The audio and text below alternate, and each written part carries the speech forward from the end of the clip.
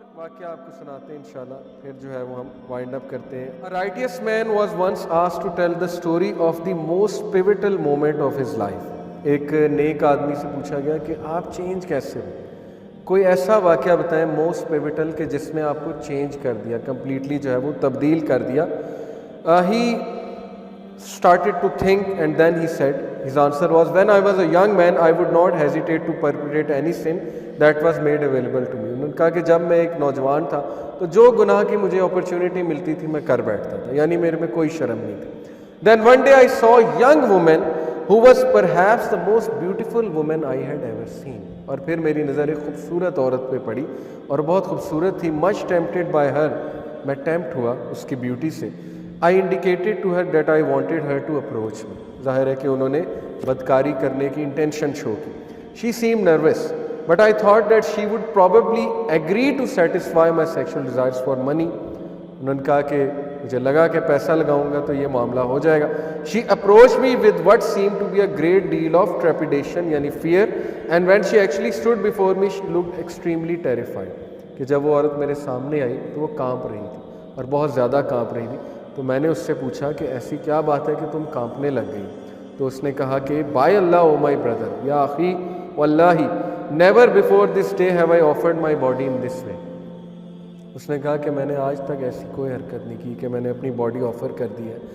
Dryer need it what has driven me to this, یہ بہت ہی dire need ہے جس کی وجہ سے مجھے یہ معاملہ کرنا پڑ رہا ہے۔ فار آئی ہیو 3 daughters، میری 3 بیٹیاں ہیں۔ who have not eaten a single morsel of food for 3 days now، اور انہوں نے 3 دن سے کھانا نہیں کھایا ہے۔ It was pity for them that brought me to this lowest point in my life۔ اس عورت نے اپنی مجبوری بیان کی۔ اب یہ جو شخص تھے یہ دل کے اچھے تھے، گناہ کی تمنا تھی لیکن دل کے اچھے تھے۔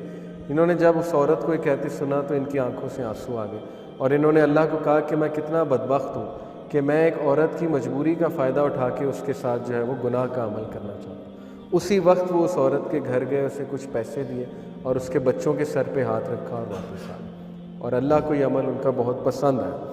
پھر جب وہ گھر پہنچے تو انہوں نے اپنی مدر کو کہا کہ بائے اللہ، وہ اپنے گھر گئے اور انہوں نے اپنی مدر کو کہا کہ مدر میں نے یہ عمل کیا ہے۔ تو مدر ان کی بڑی عقل مند تھیں اور ظاہر ہے مدر کو پتہ تھا یہ گناہ بہت کرتا ہے، تو مدر نے ایک کام کیا ہوا تھا۔ مدر نے کہا کہ میں نے تیرے لیے نا ایک بک بنائی ہوئی ہے، اس بک میں تیرے سارے ایول ڈیڈز ہیں۔ تو وہ بڑا حیران ہوئے کہ اچھا آپ میرے ایول ڈیڈز نوٹ کرتی ہیں؟ تو انہوں نے کہا جاؤ وہ بک کھولو، لیکن اس بک میں جا کر یہ اپنا ایک اچھا عمل لکھاؤ۔ تو اچھی بات ہے، تمہیں کانفیڈنس ملے گا، ریکارڈ میں آ جائے گا، جاؤ یہ اچھا عمل وہاں جا کے لکھاؤ، لیکن اس بک کو کھول کے ضرور دیکھنا۔ جب وہ آئے تو بک کو کھول کر دیکھا تو بک ساری خالی تھی سوائے پہلے پیج کے جس پہ لکھا ہوا تھا قرآن کی یہ آیا، ان الحسنات یذہبن السیئات verily the good deeds remove all the evil deeds. کتنی عقل مند عورت ہے، یعنی اس نے اپنے بیٹے کو لیسن دیا کہ تمہاری جو بک آف ایول ڈیڈز ہے وہ خالی ہے تمہارے اس ایک نیک عمل کی وجہ سے۔ تمہارا ایک نیک عمل نے تمہارے سارے اعمال جو ہے وہ ختم کر دیے، سارے برے عمل۔ دیکھیں دس از کالڈ ایکسپیرینشیل لرننگ، جو اس نے کتاب کے تھرو سکھایا اپنے بیٹے کو۔ اس آیت کو لکھا ہوا تھا سورہ ہود کی آیت نمبر 114 ہے، at that very moment I raise my hands to the sky and said by your might and majesty my lord never again will I dish obey.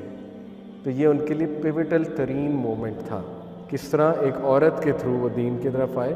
اس عورت کے الفاظ نے انہیں ہٹ کیا، اور ظاہر ہے کہ ایسا ہٹ کیا کہ والدہ کو آ کر رہتا ہے، والدہ بھی آگے سے عقل مند ترین خاتون تھی، اور اس کے بعد جب انہوں نے آیت دیکھی رونے لگے اور پھر اللہ کو کہا کہ اللہ بس آج کے بعد جو ہے میں تمام گناہوں کی توبہ کرتا ہوں اور آج کے بعد میں کوئی گناہ نہیں کروں گا۔ تو یہ بہت سے واقعات ہیں، ٹائم الاؤ نہیں کرتا۔ اسٹوریز آف ریپینٹنس کتاب کا نام ہے، دارالسلام پبلشر مجاہد صاحب نے ظاہر ہے واقعات جمع کیے ہیں، اوتھینٹک نریشنز، دارالسلام از این اوتھینٹک کارپوریشن۔ اس کتاب کو آپ ضرور لیں، پڑھیں، ایسی چیزیں پڑھا کریں جس سے دل نرم ہو، اس سے ایمان تازہ ہوتا ہے۔